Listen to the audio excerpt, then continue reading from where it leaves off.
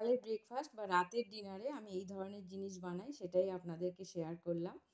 প্রথমে নিলাম কয়েক পিস চিকেন টুকরো, কিভাবে বানালাম সেটা দেখাবো।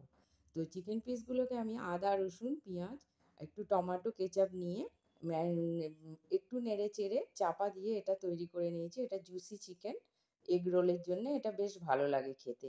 তারপরে বানিয়েছি নর্মাল আটার রুটি, যেমন আটার রুটি বানাই সেই রকম বানিয়ে নিয়েছি। দিয়েছি ১ চা চামচ তেল। তেল দেওয়ার পর একটা ডিমকে আমি নুন আর গোলমরিচ দিয়ে একটু ফাটিয়ে নিয়ে তেলটার উপরে দিয়ে দিয়েছি। তাহলে অমলেট হয়ে গেল। অমলেটের ওপরে এবারে দিয়ে দেবো হাতে গড়া আটার রুটি। আটার রুটিটা দিয়ে একটু নেড়ে নিলাম। দেখুন একটু উল্টে দিতেই রুটি রেডি হয়ে গেল এগরোল। তারপরে এর মধ্যে দিয়ে দেবো জুসি চিকেন পিস।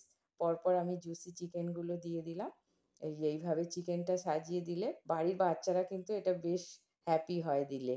পেঁয়াজের টুকরো কয়েকটা দিলাম, দিলাম একটু লেবুর রস আর দিয়ে দিলাম একটু চাট মশলা। চাট মশলা ওপর দিয়ে ছড়িয়ে দিলাম।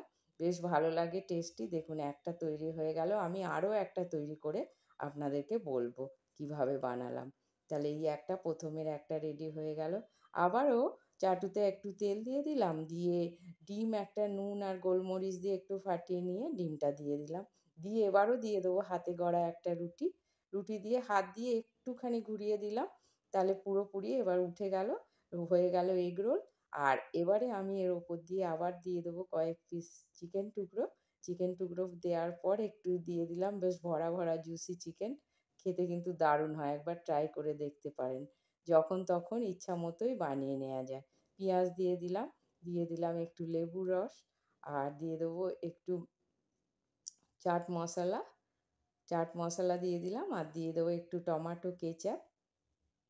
তারপরে তৈরি হয়ে গেল হোমমেড এগ চিকেন রোল। আপনারা একবার ট্রাই করে হয়ে গেল হোমমেড এগ চিকেন রোল।